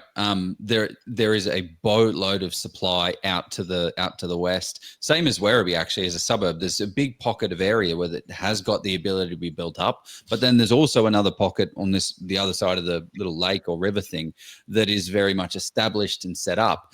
And then you look at the vacancy. You can't look at the vacancy rates for that whole area because there's a whole heap of land supply over there. That's where all the vacancy is. And where it's all established, where people actually want to live, the vacancy rate there is not the same, but the data's just not there for it. It's just all we have, suburb vacancy rate. And that's it. So you guys have to do that kind of next layer of due diligence of find out where are the good pockets of the area, of what is actually of value. Because if you just buy out in the sticks in the middle of nowhere, just because the suburb's great doesn't mean that area will actually do well. And I know that kind of goes against a little bit of what you would do, what you're kind of talking about, Terry, is the suburb as a whole will grow. But you do see... He wouldn't choose that LGA. He wouldn't choose that local government area because there's too much supply and that doesn't match up with some of the other part. But here's an example and it kind of ties it all together. I bought a duplex in Box Hill, which is in like Sydney's northwest, near like Castle Hill and Dural and all that type of stuff. Kellyville had already been built out. That was a new estate. Box Hill was the farmland they were converting. I built a duplex and vacancy rates, because they kept building more and more stock, shot up to 7%. And I absolutely shat myself because I was the numbers guy and sold it. FYI, wow. That property was 500, 850 total, and is now like 2.2, 2.5 mil easily. Actually, probably even more now. It's probably like 2.8 mil because it's duplex. So according to Terry, I could have probably just held on to that and I would have been all right long term. But I did the panic sale, moved it into something else. Funny enough, I moved it into Brisbane and that did nothing for 5 years. Yeah. And the thing about vacancy rates is they can, it can be a short-term thing. It can be a product of, there's been a new housing estate in the area and eventually that'll get soaked up by buyers.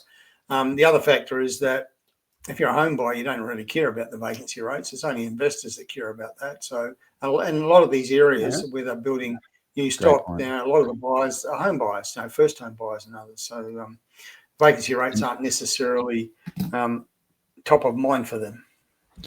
Another key comment that has come up, I've just joined, so you've missed most of it. I mean, you've got 10 minutes left, but what are the 3 hotspots if I've missed them already? Terry was saying Darwin, Uluru, and Cape York. Uluru. What are the? Give us one of the solid ones, which I think we've danced around it pretty well. But what's that? We were saving the best for last, I think. But I would point out that I'm not saying these are the absolute best 3 places to buy, but they're all good places to buy. They're going to do well next year and into the future. But they're indicative of major trends in the market. So one is in Brisbane. I think the Brisbane market is just going to get stronger and stronger because of the underlying factors of strong economy, population growth, big infrastructure spend. And then you got on top of that this extra layer from the 2032 Olympics. And it's also indicative of this trend that I've just recently been talking about, the rise of apartments. And I just think inner city Brisbane is just going to have so much demand in 2026. People are going to see, the Olympics is coming. The research shows that the big growth happens in the areas close to where the big venues for the Olympics are, and the big growth happens before the Olympics, not after it. It's in the lead up. And I think we're going to have, and of course, also Brisbane, inner Brisbane has so much lifestyle now. It used to be, boring. but not anymore. It's got so much happening. So I just think it's going to be a really hot market next year and beyond. Actually, this I might slept be... with Frank's. Yeah, well, just on the unit market, like, how do you think, because, I mean, there's massive these massive sky rises. What's that place in Melbourne, something bank, where there's just bazillion like supply and demand. South Bank, that's it. How do you think about units or like this asset class so that we don't just go out there and buy an off the plan unit because Terry said in a Melbourne, in a Brizzy's going to do well? No, I think you got to be very selective about what type of attached dwelling you buy, and there's all sorts of types. I would never buy in a 40, 50 story building where there's 300 or 400 apartments, all basically the same. You're talking about South Bank and Docklands. That's not really the sort of, when I'm thinking units, I'm thinking more boutique, and it can be like in a regional centre. There might be a block of say 4 units built, and they're all single level. They all get a little bit of land content. They're just little tidy 2-bedroom, almost townhouses. That's the sort of thing. I mean, they're on strata title. They're much cheaper than standalone houses, and they're just good value for money buying. And there's a lot of demand for those now because of affordability. So I'm more thinking that sort of smaller boutique end of the attached dwelling market. I'm thinking of, I had a mentoring client. He was in Melbourne. He wanted to buy his first property in Melbourne, and he ended up buying a 2-bedroom apartment in Kensington, which is a really well-located suburb, close to the CBD, close to the big hospitals precinct, and close to 2 university campuses, in a 6-level building with a couple of tram lines within walking distance, big shopping centre close by, parkland across the road. And he paid about $450,000, and he was absolutely delighted. And I think he's going to get really good growth there. So that kind of investing, and he's investing in a good location with good amenities around it at an affordable price, and it's not a 30, 40-story high-rise with lots of generic apartments in it. That to me was a sensible buy for him. That's the value. Yeah, that's a great point. I just think because I see so many people just, oh, great, I'll go and buy an off-the-plan apartment. Okay, we got 2 more hotspots left, but before we do that, we got to hit this button. Everywhere you look, someone else is making money in property except for you. Your mate, he just bought a house. It's already gone up $100,000. There's some bloke on Facebook. He's bragging about pulling in a 7% rental yield. Meanwhile, you're stuck scrolling real estate and domain, confused as hell, and having no idea about where to start. Or maybe you're that mate that's got $100,000 in equity. You have a few properties under your belt, but you feel stuck. You're unsure about how to scale without over-leveraging and not knowing what the next right move is. So why does it feel like everyone else has some kind of secret that you're missing out on? It's because they do. There's a reason some people keep stacking properties while others sit on the sidelines stacking excuses. There's a reason why some investors buy under market value while others pay too much. There's a reason why investors know the hotspots before there's any heat. And there's a reason that some people build $150,000 in passive income while others just spend years thinking about it. And it comes down to knowledge. And that's exactly why Jeff Miles and I, Joe Tucker, created the Level Up Property course to hand you the exact step-by-step process that we've used to buy over $100 million worth of property in today's market. We've built Australia's largest property investment community with over 80,000 members, and we help everyday investors secure hundreds of thousands of dollars in equity, all without wasting years of their life trying to figure it out the hard way. Making an uneducated decision on the biggest purchase in your life is just gambling with your future. Stop it. Get some help. And this isn't just another how to buy property course. Let's be clear though, this course isn't free. What? And neither should it be. This is our life's work. We've spent over 100 hours each on this course alone. Oh, babe. Okay, video number 3. Number 4 with million does... Fuck. Done.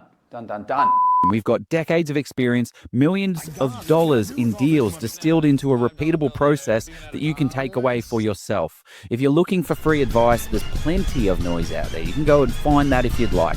But if you want real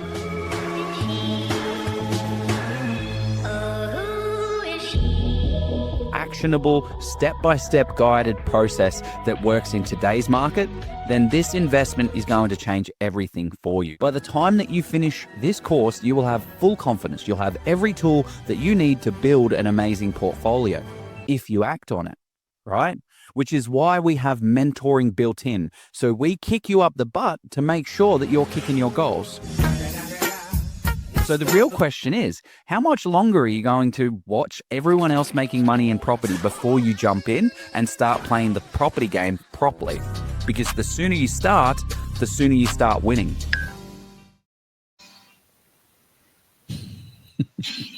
That ad is way too long. We will change it next year. In the new year.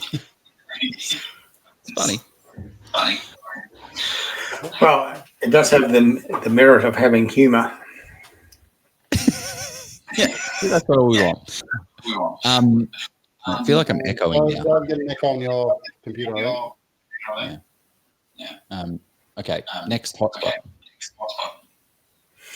Yeah. So we're certainly our forward indicators are telling us that Melbourne is really starting to come back after 3 pretty crappy years, and we understand there's good reasons for that. The infrastructure spend is elevated, the population growth is strong, and the value for money is there. So Frankston is an area of Melbourne that we think is starting to do well and will do well next year and beyond.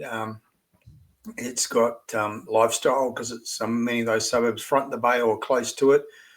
Good infrastructure existing, like road and rail links back to the centre of Melbourne. There's plenty of jobs down there.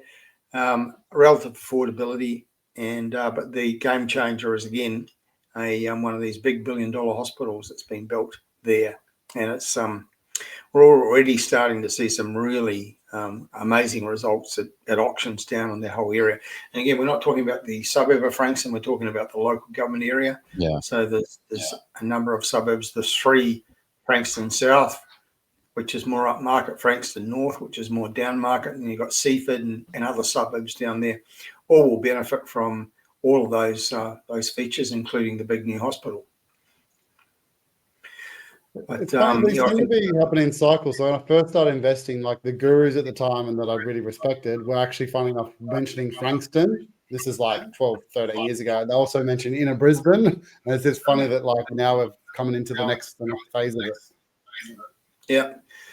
And the third one is Launceston in Tasmania, which, again, a market that's been pretty flat for the last couple of years. What we call second wind markets, places like Launceston and various parts in Victoria as well. They had a bit of a sprint from, say, 2020 to 2022. They paused to catch their breath for a couple of years, and having got their second wind, they're starting to run again. And Launceston is, second wind market. Launceston is one of those. As I mentioned, Pippa found that regional Tasmania has had the best growth in Australia for 20 years, including some very strong growth in that 2020 to 2022 period. And as I've said previously, the past doesn't necessarily inform the future, but there are some forward indicators in Launceston that we feel very comfortable with. Strong, diverse economy, big infrastructure spend, major hospital development happening there as well. But there's a $2.1 billion AI factory being established there. And I think we're going to be seeing a whole lot more of these as an infrastructure factor around Australia. In terms of running those, like, where do they kind of sit on this like bandwidth of hospital and farm, wind farm? I'm really not sure about how many jobs are once they're completed, but there's a huge investment in creating them. There's a lot of investment in keeping them running. They're big users of energy and they're big users of water, which is a bit of a problem about them. But the overall investment of $2 billion is what really interests me, and it's going to have an impact on a regional city the size of Launceston. We're going to see a lot more. It just so happens when we mentioned I had a bit of time off and I was over in Europe. I was sitting in airport lounge in Dubai waiting to catch my 14-hour flight back to Brisbane, and there were very few empty seats. So I just sat down next to these guys and got talking to them, and they're from Sydney. And one of them was a company that makes its living designing these facilities. And he said they've got so many of them on their books, and they're all $2, $3, $4, $5 billion projects, and they can't keep up with the demand that's coming. And Australia's become a world centre for this kind of development. So it's going to be a big fact. Anyway, long story short, Launceston is the venue for one of these, and it's just one of many factors that makes us like Launceston. It's a very affordable place. There's lots of great value for money real estate to be found in Launceston. We had a client who bought a fantastic house, a renovation prospect, but he's already done the renovation. It looks fantastic.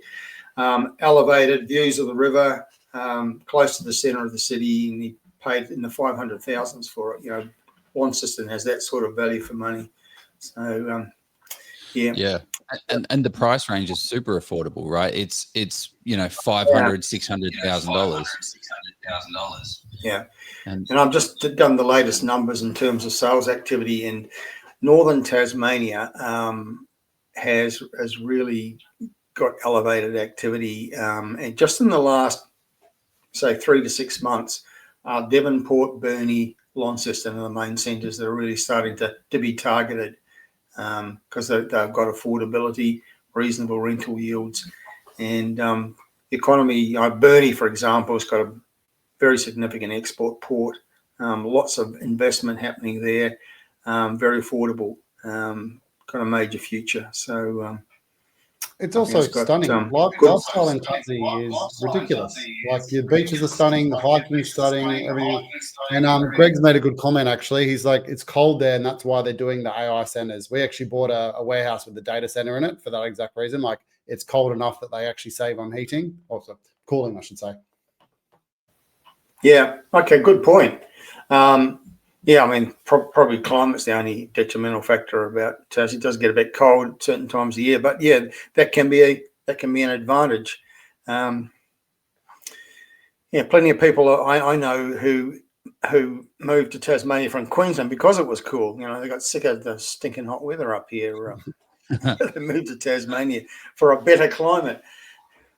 Incorrect. Here's a random one. My partner Lisa did a master's in environmental sustainability, and if global warming does increase temperatures by a couple degrees, Tassie becomes the best place for growing cattle, growing produce, doing all that type of stuff. It has the perfect conditions compared to the rest of Australia. Yeah, and it's as you point out, it's a stunningly beautiful place. It's got so many fantastic. Gorgeous coastline, beautiful little bays and coves, and a lot to recommend it. Another good question that's come up here is because this is, I think, just kind of rounding out the conversation, like does migration, so skilled people who are moving to spots where they're investing government infrastructure, so the government is deliberately bringing people into the areas where they've got infrastructure to help with the infrastructure, do you think that this migration boom, because I know there's a lot of people where they look towards the migration and they're like, great, this is where places are going to start to move, start to boom. Like, does that come into a factor? Well, it can have a positive impact in two ways. One, it increases demand, obviously, because new people coming in, they need somewhere to live. And quite often they start with renting something, but eventually they may end up buying something. But if they can have a positive impact if they have the skills that are in short supply. I just don't know how targeted our immigration program is, but if it was smart, we'd be bringing in people with skills in construction, and because that's what we have a shortage of in our desire to be building a lot more dwellings than we currently are. So it can have a positive. And do you think if those markets slowed down or the migration slowed down, do you think that would then make the shift it the other way, right? A hotspot that's been booming quite strong, that had a lot of immigration, and then some project ends and then they all leave? Well, I think it depends on the location, but what usually happens, like using the Sunshine Coast as an example, again, a lot of people sort of move there to work on the construction of these big projects like the $2 billion hospital. When it's finished, some of them move on, but they don't all move on. And lots of other people come in to work in the facility that's been completed. But a lot of people love it, like the lifestyle, don't ever leave. So you get a little bit of both with that kind of project. I explain it as like forced migration, but not international migration, like inter-area migration, because you go there for the project. Like you mentioned, you love it, and then you stay there. And that's why, like, especially like you mentioned before, defense bases, that's a perfect example. You're getting literally young, healthy people in a location for 3 to 5 years. And guess what they do? They have a family. And then part of that, they buy a house, and then they're way less likely to leave. Yeah, that's right. Yeah, it's one of the reasons why military economy can have such an impact. There's also a lot of coming and going. It's great for the tourism industry because they have, lots of ceremonies and marching out things, and family coming to visit really pumps up the local tourism industry. So that's a factor in Wagga Wagga. It's a factor in Townsville and a few other places, but can be powerful to a local economy. Can I ask a question, Joe? I just really want to know the answer. It's nothing to do with the audience. As you know, Terry, like I love lifestyle areas. What are your thoughts on when I've got like an area? So say you do like, I don't know, Central Coast, the negatives of buying like 10, 15 kilometers out of the Central Coast, for instance, where you're not quite in the thick of it, you're outside of it. I still see really good capital growth in there. It's very unlikely you get an awesome beach house or tree change type house, and Central Coast houses go to 1.4 mil. And then your one that you bought for 500, 600K on the outskirts not do well. But do you have any thoughts around there? Because I've always an opinion of like, let's just spend less, get bigger land, more options down the track with a better lifestyle.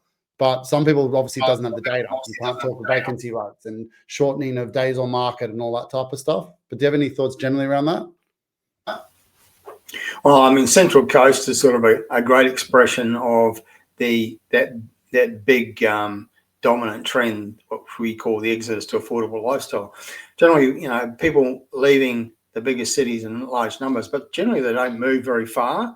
They still want, in many cases, they still want to stay in touch with their capital city. They might go there once a week, or they don't move very far. And Central Coast is a place that gets a whole lot of that, and it's so much more affordable than Sydney. You've got all these suburbs that are sort of water focused. They've got bays and lakes and rivers and the ocean. And I think Central Coast is fantastic. So many great communities, good infrastructure, many of them. You've got rail and motorway coming through, linking Newcastle to Sydney coming through there. It's got a lot to recommend it. Just relative to Sydney, really good value for. Yeah, I was more referring to like, say the Central Coast, but then going inland 10, 20 kilometers. So more for like the more regional type areas where there's not like high density. So I'm talking like the lower density, either like surf spots or kind of like Blue Mountains, for instance. You can obviously go 10 kilometers out of, I'm not 10, that's probably 3 kilometers out of Katoomba, and you're a house in the sticks and there's not much else around it. Is there negatives to that strategy? I don't think so. I mean, there's, it's like sea change versus hill change to a certain degree, isn't it? And when I'm looking at the areas that are showing great growth in regional New South Wales, big uplift in sales activity recently, because I just did those numbers in the last 24 hours. And, there's coastal areas that are doing really well, but there's some inland areas that are doing as well or better, because, not everybody wants to be close to the beach or the water. I made that choice when I left Brisbane a long time ago. I had a choice between moving to the beach or to the hills, and I preferred the hills. The beach is only half an hour away if I want to go there, but I prefer the gorgeous hill change environment with the small community, and lots of people go for that. The Blue Mountains you mentioned. So many towns inland in New South Wales that are really pumping with their property markets right now. I mean, Tamworth is a good example. That's a large one. Orange is another sort of large regional city that's a really happening place with a strong, diverse economy and lifestyle, and it's a wine district. That's a factor. People love being in. This is on me. Oh shit. No, We needed him. Well, now you have to listen to the Steve show, Joe. Now it's all about commercial property investing. The reason I asked that was we bought a house in the Blue Mountains at the start of COVID for 530K in Katoomba, but like on the fringe, it has like a nice area. I saw one that we looked at the same time for 500K that was kind of like probably 6 or 7 kilometers out into the actual sticks. Same price, way better house, 3 times the size property. I just saw that sold for 1.4, and I was like, "Damn it! I knew I should have bought that." But because it's unique, like, but that also means you probably got less buyers. But when you do get one, there's a high interest in the buyers. Whereas ours, we did all right for ours. Ours is worth probably 850 to 950, probably 880, 890. Like, I'm not complaining, but it was one of those ones at the time. My gut feel said that's a better buy. The data said no, it's not. So I didn't. Yeah, and you couldn't have stacked it as well. Like you wouldn't have been able to pay that price for that property because you would have looked at the comparables and been like, "There's nothing like this thing. I can't say I'm going to pay an extra $100,000 or $80,000." But it was the same price at the time, just because it was out in the sticks. Like there was nothing there, so you're kind of limited to very solitude type people or private. But then what I think's happened is when the prices move, then the disparity of buying like 1.4 versus 900K isn't that far, and then someone pays that for the privilege of having the bigger land, the location. But yeah, I've always thought that about buying, like, the coastal areas where you're buying between 2 coastal towns, for instance. There's better bang for buck, but it's that weird loneliness / don't have the data to back it up. Yeah, but I also think like it depends on the strategy as well of what you're going for, because kind of what you spoke about there was like the extra land size to be able to do something with it as well. And like I see people like, oh my gosh, I want this development strategy in this area, and it just doesn't stack up. And it's like, well, actually development, yes, there's going to be more capital growth in this area, but to be honest, a development strategy is going to work far better over here because you've got the bigger land size. You can put 3 on the block rather than 2 on a block, which is not going to give you anything. So I think that's another point that has the upside as well. Here he is. We've got him back. And there's no echo, even better. Don't know what happened there. And it just disappeared. Suddenly you weren't there anymore. Just kept talking. He gave the secret for Hotspot. Yeah, he's in number 4 hotspot. This has been a super wide-ranging conversation. I know we were meant to talk about, the rookie errors, and we got to like 3, and then fell into what I think is a far better conversation about capital growth, about solid infrastructure. One of the things that you're doing is all of this research, all of this data, all of this analysis, like. It's funny, you run this big business, you've got a lot of staff, and you're still the guy, you're still doing the data, you're still in spreadsheets. But how do we get access to this? How do we get more kind of Terry in our life and access to some of this data that you're crunching and doing? Joe, I've never, ever heard anyone before ask for having more Terry in their lives. This is a special moment for me. Look, in terms of accessing sort of information and data, we've got a pretty special portal now, and we keep adding features to it and making it better. And we've won 3 national awards for innovation in the last 12 months or so for it. But we've got different grades of membership, and it starts at quite a very affordable and basic level. The Hotspot membership is only $2.99 a year, and you don't get access to all our toys and bells and whistles, but you do get access to a lot of the most important ones. And if you want more, you can go to a high grade of membership. And there's actually four levels of membership that we offer. And sort of behind the scenes in the portal, you can access, all the key data on pretty much every town and suburb in the country, every individual property in the country. We have an entry with illustration and sales history and all of that, computer generation valuation, that's current market value based on sales in the area. So there's a lot of tools available for not a huge amount of money, and it's just pretty valuable stuff. And we've just added property match to it, where you can put on all. You can search in a couple of ways. You want to find a location that meets all your parameters, your price range, etc., etc. You can put in your lots of filters, and I'll tell you all the places in Australia that meet your criteria, or it'll tell you search in another way and get all the individual properties that are for sale that meet your criteria. So yeah, so well, I mean, all of this stuff, like when you're researching property, you're spending hundreds and hundreds, 500, 600, $500,000. You've got to invest in this kind of stuff, especially from a macro fundamentals, because there's no way you're going to go out there and be able to do, well, not no way, but you're going to spend hundreds of hours trying to get access to this stuff. We're not sponsored by Terry, or I you know, like, I don't want to try and see that I'm pushing people onto it. But incredible stuff in these reports, incredible stuff in the portal as well. So I think you're spending hundreds of thousands of dollars. So make sure that you're understanding the macro, because like Steve said at the outset, you can look at the data for what's going to happen in the short term. And I see this happen all the time, where people are like, oh my gosh, this place stacks up from a spreadsheet. I tell you what, a prime example is a place called Emerald in Queensland.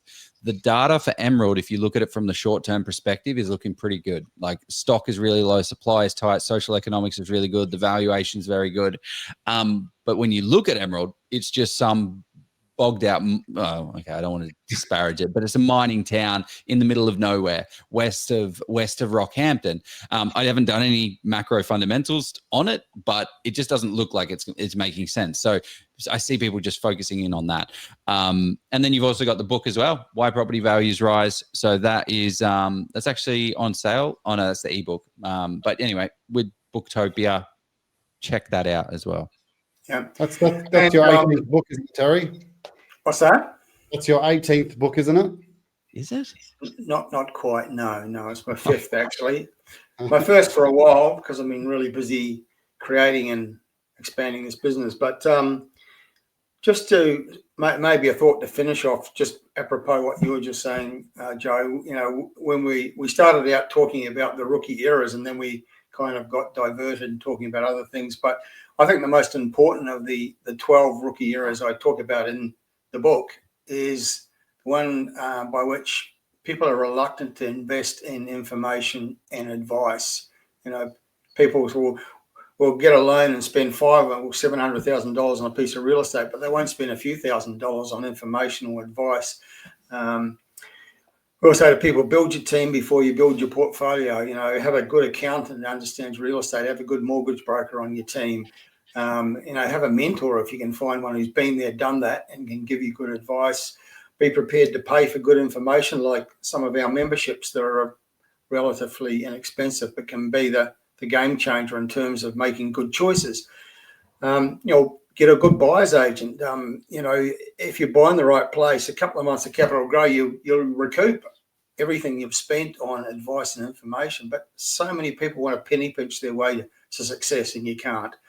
So I think that's probably the most important of the rookie eras, not to repeat. If you want to be successful, be willing to invest in good advice and good information. You've got a much better chance of success if you do that. Well said. Perfect. I think we ended on that, mate. This has been an unreal session. Jump onto Hotspotting, check out the reports, do all of that good stuff. Thank you so much, Terry. Thank you, Steve, for being of Policey Property, being a big part of this session. And yeah, let's go buy a property, guys. Let's go research a property, get the fundamentals, and make it happen. Thanks, Terry. Later. Thanks, guys. Okay. Thanks, guys. Thanks for having me on. Really enjoyed the conversation.